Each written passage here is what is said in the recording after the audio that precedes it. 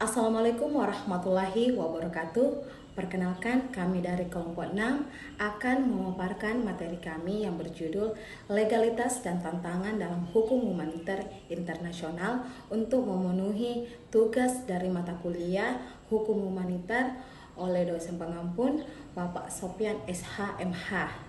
Saya Ayu Indasari selaku pembaca materi pertama dan sekaligus moderator yang akan membuka sesi presentasi pada hari ini. Yang dimana pembaca materi pertama akan menjelaskan latar belakang dari submasalah. Pembaca materi kedua yaitu Nurul Wulan di Koda yang akan menjelaskan tentang masalah legalitas, dan di mana masalah legalitas ini terbagi beberapa poin, yaitu poin A, poin B, poin C. Dan di sini juga Saudari Wulan masih menjelaskan masalah legalitas poin A, yaitu masalah legalitas humanitarian intervention. Pembicara ketiga yaitu Sukmawati akan menjelaskan tentang masalah legalitas autonomous weapon system dalam hukum humaniter internasional. Pembicara keempat yaitu Iin Anggriani akan menjelaskan tentang masalah legalitas pengembangan pesawat tanpa awak atau drone sebagai senjata dalam hukum humaniter internasional. Pembaca materi kelima atau terakhir yaitu Saiful Akbar akan menjelaskan tantangan dalam hukum humaniter internasional lainnya. Pengaturan di dalam Konvensi Jenewa 1949 mengenai penegakan hukum tentang kejahatan perang yang sering terjadi, yakni melalui prosedur hukum nasional dan pengadilan nasional negara tempat terjadinya kejahatan perang itu terjadi. Dan hukum humaniter internasional adalah bagian atau cabang hukum publik internasional. Namun, hukum humaniter internasional berbeda dengan hukum internasional pada umumnya. Hukum humaniter internasional pada konsepnya merupakan jus in bello yang artinya hukum perang, di mana bahwa aturan-aturan hukum humaniter internasional barulah bersifat aktif dalam keadaan yang terjadi perang atau konflik. Sebab, seperti halnya hukum humaniter internasional yang lain, hukum humaniter internasional membutuhkan atau tergantung pada kemauan politik dari negara-negara. Artinya, di mana situasi atau keadaan yang dianggap berkonflik bersenjata, maka hukum humaniter internasional dapat diperlakukan atau diterapkan di dalamnya. Dan kita mengetahui bahwasannya pada era globalisasi pada abad ke-21 ini yang menekankan pada semua atau semangat demokrasi dan persamaan di hadapan hukum atau equality before the law. Artinya, pelanggaran hukum humaniter internasional oleh negara modern dicela dan para pelakunya dapat diadili di Mahkamah Pidana Internasional atau ICC, International Criminal Court, yang dibentuk berdasarkan Statuta Roma pada tahun 1998 sebagai penjahat perang.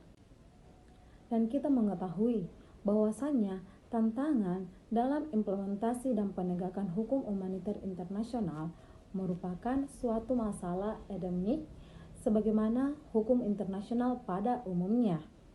Maka, sistem hukum internasional didasarkan pada gagasan kesetaraan kedaulatan negara, yang secara umum tidak ada negara yang boleh dan bisa mencampuri urusan pribadi negara berdaulat lainnya, dan di mana entitas lain yang bekerja di tingkat internasional mungkin dengan pengecualian PBB dan hanya memiliki otoritas terbatas untuk mempengaruhi proses implementasi hukum internasional tersebut.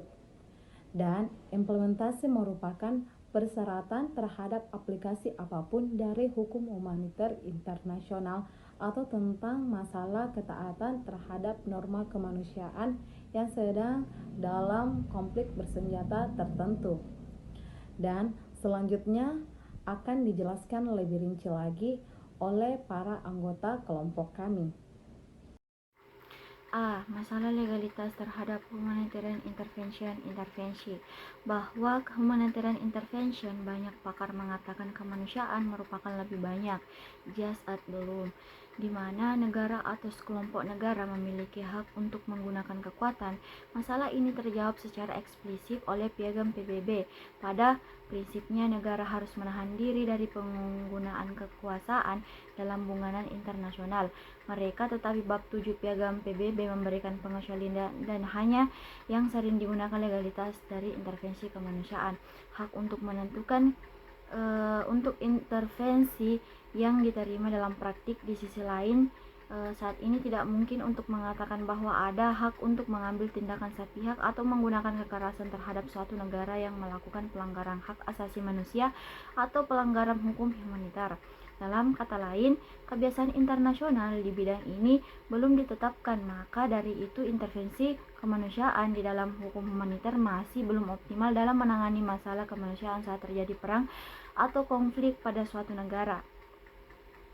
Hukum humaniter internasional menetapkan bahwa ketika pelanggaran berat kepada ketentuan yang dilakukan, mereka yang bertanggung jawab harus dituntut dihukum sebagai pelaku atau penjahat. Mereka yang mendapat diadili baik di peradilan nasional atau pengadilan internasional yang dibuat supaya tujuan ini atau pengadilan pidana internasional setelah ditetapkan di bawah pasal Konvensi 1 Jenewa. Ada kewajiban manusia dan kolektif untuk menghormati dan memastikan penghormatan terhadap hukum humaniter internasional.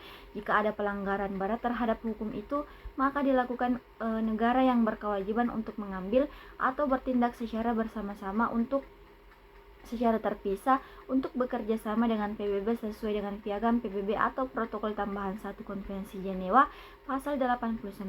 Maka dengan demikian tanggung jawab dimiliki oleh negara baik pada rakyatnya maupun komunitas internasional maupun lembaga-lembaga yang sudah dinamakan sebagai penjaga norma-norma internasional dari perilaku beradab. Pemahaman terhadap kedaulatan telah bergeser menjadi kedaulatan sebagai tanggung jawab, yakni pelaksanaan prinsip kedaulatan harus memberikan penghormatan kepada standar minimum hak asasi manusia yang berlaku di internasional.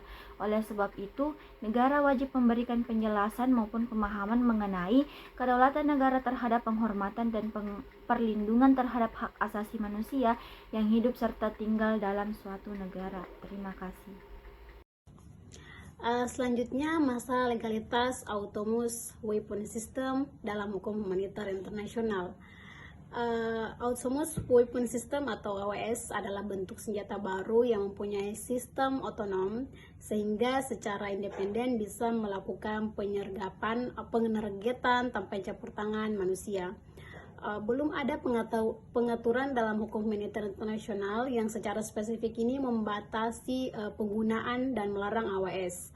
Oleh karena itu, perlu dilakukan tinjau hukum kepada karakteristik, desain, dan cara penggunaan AWS dengan didasarkan pada prinsip-prinsip hukum internasional. Berdasarkan pada prinsip hukum internasional, perjanjian internasional tentang syarat dan metode perang, serta dengan Martens Clause. Jadi di dalam AWS ini harus memperhatikan mengenai penggunaannya dalam situasi yang terjadi pada situasi perang maupun situasi konflik bersenjata. Martens Clause adalah klausa diperuntukkan untuk permasalahan atau peristiwa yang dapat diatur dalam ketentuan hukum humaniter. Sebab apabila terdapat celah atau kekosongan di dalam hukum positif, maka solusi yang diputuskan harus didasarkan pada prinsip dasar kesadaran umum dan kemanusiaan. Karena tujuan mengenai klausa ini yakni untuk mencegah kemungkinan diserahkannya perihal yang masih belum diatur pada kewenangan dari para komandan. Oleh karena itu, tinjauan hukum menekankan bahwa AWS ini melanggar ketentuan hukum humaniter internasional sebagai berikut.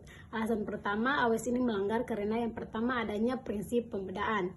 Yang kedua, prinsip ketentuan terhadap tingkat intervensi manusia dan dalam Konvensi Senjata Konvensional tahun 1980. Yang ketiga, prinsip proporsionalitas. Yang keempat, pada prinsip pembatas. Dan yang kelima, tentunya pada prinsip dasar kesadaran umum dan kemanusiaan dalam Martin Clause. Maka dari itu harus ada pembentukan mengenai instrumen hukum yang mutlak serta mengikat yang memberikan pengaturan lebih terhadap penggunaan AWS mengenai konflik bersenjata. Sekian dari saya, selanjutnya akan dijelaskan lebih lanjut oleh pemateri berikut. Terima kasih. C. Masalah legalitas pengembangan pesawat tanpa awak atau drone sebagai senjata. Dalam hukum humaniter internasional menggunakan pesawat tanpa awak sebagai senjata belum secara spesifik dijelaskan dalam perjanjian-perjanjian internasional atau aturan hukum lainnya dari hukum humaniter internasional. Namun, penggunaan segala jenis persenjataan harus tunduk pada aturan hukum humaniter internasional. Hal ini menunjukkan penggunaan drone sebagai senjata dalam konflik bersenjata setelah menyalahi aturan dasar dari hukum humaniter internasional. Dalam penggunaannya, drone sebagai senjata tidak dapat membedakan secara pasti terkait dan sasaran antara kombatan dan non-kombatan, sehingga menimbulkan banyaknya korban sipil yang berjatuhan. Selain itu, dalam pelaksanaan penggunaannya, drone sebagai senjata belum menerapkan prinsip-prinsip dasar dari hukum humaniter internasional. Pengaturan yang ada pada saat ini sudah terlalu tua dan tidak dapat mengikat secara pasti terhadap penggunaan drone sebagai senjata telah dilakukan tanpa adanya suatu aturan hukum yang memadai mengenai hal ini. Dalam pasal 36 protokol tambahan 1 tahun 1977 hanya memuat hal yang bersifat umum mengenai perkembangan teknologi bersenjata dan metode berperang, namun tidak secara spesifik mengatur mengenai penggunaan drone. Kekosongan aturan hukum yang secara spesifik dan khusus mengatur mengenai penggunaan drone ini berkaitan dengan penggunaannya sebagai senjata. Hal ini akan membuka peluang yang sangat besar menjadi penyalahgunaannya dan pelanggaran dalam hukum humaniter internasional. Maka dari itu, legalitas terhadap penggunaan drone itu masih belum pasti mengenai aturan yang mengikatnya. Menurut Mansur Effendi, menegaskan pentingnya hukum humaniter internasional dalam mengimbangi perkembangan ilmu dan pengetahuan dan teknologinya. Hal ini dijelaskan bahwa hukum humaniter internasional akan semakin penting di masa-masa mendatang, terutama untuk mengimbangi perkembangan ilmu pengetahuan dan teknologi, termasuk persenjataan modern yang sering digelar dan mengabaikan segi-segi kemanusiaan. Selanjutnya itu tantangan dalam hukum humaniter internasional. Jadi hukum humaniter internasional ini telah menghadapi sejumlah tantangan yang cukup kompleks, terutama karena perubahan dinamika konflik dan juga perkembangan dalam urusan global. Dan beberapa tantangan utama dalam hukum humaniter internasional yaitu yang pertama, karena tidak adanya otoritas sentral, yang dimana hukum humaniter ini tidak memiliki otoritas sentral yang benar-benar efektif untuk menegakkan aturan-aturannya. Nah, meskipun ada Mahkamah Pidana Internasional, namun tidak semua negara menjadi anggotanya, dan juga beberapa negara yang menjadi anggota mungkin tidak mengakui daripada yurisdiksi hukum pidana internasional ini. Dan yang kedua, banyaknya aksi terorisme dan juga konflik asimetris. Tantangan besar bagi hukum humaniter internasional adalah penyesuaian dengan konflik-konflik modern, terutama konflik asimetris dan tindakan terorisme. Aturan konvensional perang mungkin tidak sepenuhnya mencakup dinamika konflik seperti ini. Dan yang ketiga, juga banyaknya pelanggaran oleh kelompok non-negara. Banyak pelanggaran hukum humaniter saat ini dilakukan oleh kelompok bersenjata non-negara. Nah, aturan-aturan hukum humaniter internasional umumnya ditujukan pada negara, sehingga sulit untuk menegakkan aturan-aturan tersebut terhadap kelompok-kelompok semacam itu. Dan yang keempat, ketidakpatuhan dan juga impunitas, di mana beberapa negara mungkin tidak mematuhi daripada kewajiban-kewajiban hukum humaniter internasional atau tidak menegakkan hukuman terhadap individu yang melakukan pelanggaran. Nah, ini tentunya dapat menyebabkan impunitas, di mana pelaku kejahatan perang tidak dihukum sebagaimana mestinya. Dan yang kelima, ada perubahan teknologi militer.